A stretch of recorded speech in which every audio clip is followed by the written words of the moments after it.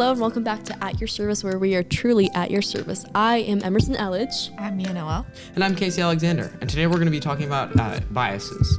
Implicit ones, how you can look past yours, and also echo chambers. As well as normalcy bias. Everyone has bias. You know, we make quick decisions without even like really thinking about them fully. And those decisions are made based upon our biases. And so then over time, we use the information that we're given during those decisions. Sometimes it's not the best. Sometimes it might be inaccurate. And so then over time, these quick decisions form an implicit bias. So the more specific definition of implicit bias is the tendency to unknowingly rely on information. The tendency to unknowingly rely on information that reinforces stereotypes. That's the one. That's the definition I'm looking for. However, there are over 140 forms of implicit bias experts have identified, ranging from perception bias, which is stereotyping people based on a group they belong to, like, minorities, or bandwagon bias, which is believing something because others believe it. While implicit bias is a hardwired, necessary survival trait, it's also hardwired into our interactions with other people, where it can quickly lead to discrimination, a lack of diversity, and single-minded thinking, even unintentionally. It's super important to work with okay, I'm gonna move closer to the mic because it was really echoey. So like an echo chamber. It becomes super important with biases to work in like a multicultural group with many opinions, many people like of different like races, ethnicities, backgrounds, even like beliefs, because working with just one group of one people is not great because eventually you're gonna forget something. And eventually you will start believing like, oh, if all of us are thinking the same, then we must be right. And no, you should always have the knowledge that I could be wrong. I am obviously not, an all-powerful being. Yeah. I am human, I make mistakes, and I need to accept that sometimes people know more than me. And so if you're in an echo chamber, then, it can just sort of like be like, let's say I say like, I like cupcakes. Then Mia says, well, I love cupcakes. And then Casey's like, I really love cupcakes. Exactly. Yes. And so then that fires all of us up and we're like, yes, cupcakes are the best food ever. They're the healthiest thing ever. And they're just amazing. Exactly. And then someone else just comes up and they're like, I like cake more. Cookies are kind of nice though. And then if you were in the echo chamber and you saw someone disagree with you, then you're like, oh, so you're just wrong. You're not right. You're less of a human. No. You're wrong. You believe cake is worse or is better than cupcakes? Less than human. Yes. I know that's not like what actually happens, but that was just a funny example in my head. Yeah. Okay, so some examples of this would be, like diehard fans of a sports team, like Go with Cubs fans. I don't know sports. Okay, so there's this Argentinian soccer team.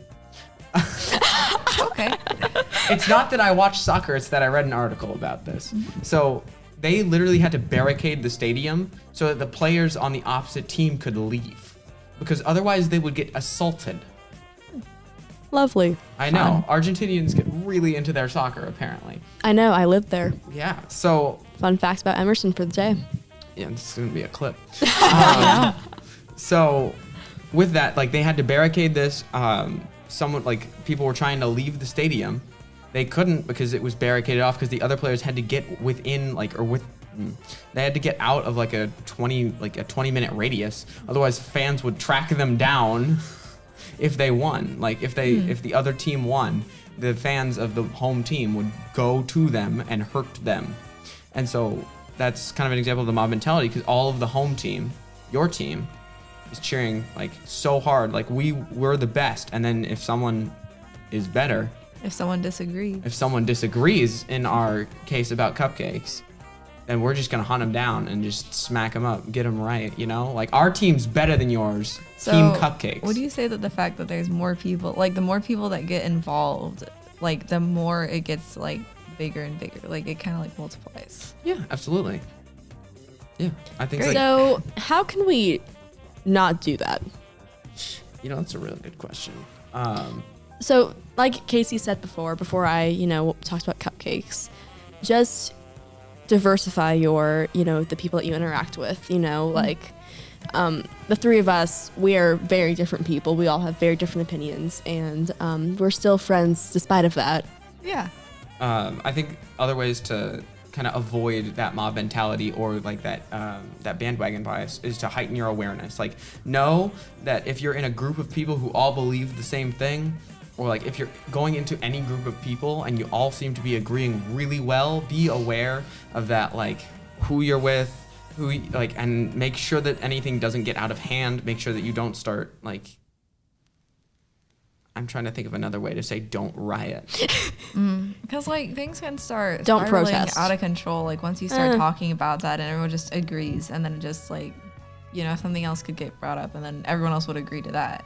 Exactly. So it could end up spiraling out of control. Yeah, make sure it doesn't spiral. Make sure that you can end it Yeah. where it should be ended. Make sure that you don't, or make sure that you can be able to not like just get swept up in that mentality. Yeah. Make sure that you're still All right, I'm good. Okay. make sure that you are still thinking logically, and you're thinking through all of your decisions, and you're thinking through like, yeah, I have this opinion, but also I'm not God. Yeah. Yeah. So the Al Gore of the Cave is a very, common anecdote for, just how much our biases affect us. So it's this short story that was, I think, in Plato's Republic. And so the Al Gore of the Cave is, the short story that is told in Plato's Republic, where I think it's 3 prisoners are sort of chained up in a cave, and there's a fire behind them. The fire doesn't go out, and all they can see are their shadows, and they so they assume the entire world is shadows and this is all there is to life. Then one day one of the prisoners gets free, and he goes out into the world, and he sees everything. He sees all the colors, he sees all of the volumes that that there can be, dimension. And so he comes back and he tells the other prisoners, like, guys, there's more out there.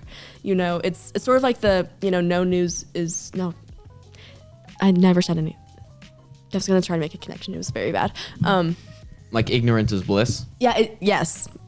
I was going to say no news is good news, but that's not the same thing. But yeah. So he comes back, and then he tells the other prisoners, like, guys, there's more out there. Like, come on, like, let me show you the way. They're like, no, this is all there is to life.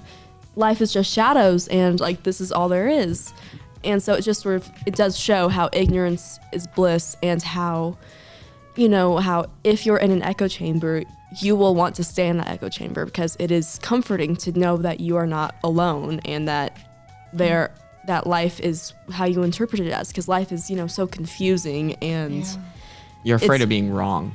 yes, yeah, you're afraid. People are afraid of being wrong, and people are also afraid of being the learning new scapegoat. things.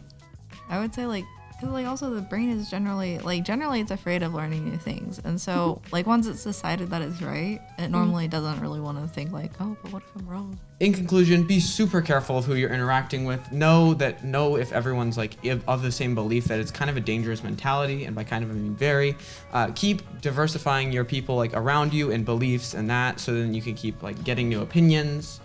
And also, when you do talk to people that have differing opinions, be nice. Don't go into the conversation with Be the intent respectful. to prove them wrong. Go into the conversation with the intent of learning new things, and you each learning something, as opposed to a debate or like an argument. Yeah, I agree with that. That being said, my name is Casey Alexander. I'm Mia Noel. I'm Emerson Elledge, and we've been at your service. Bye. Bye.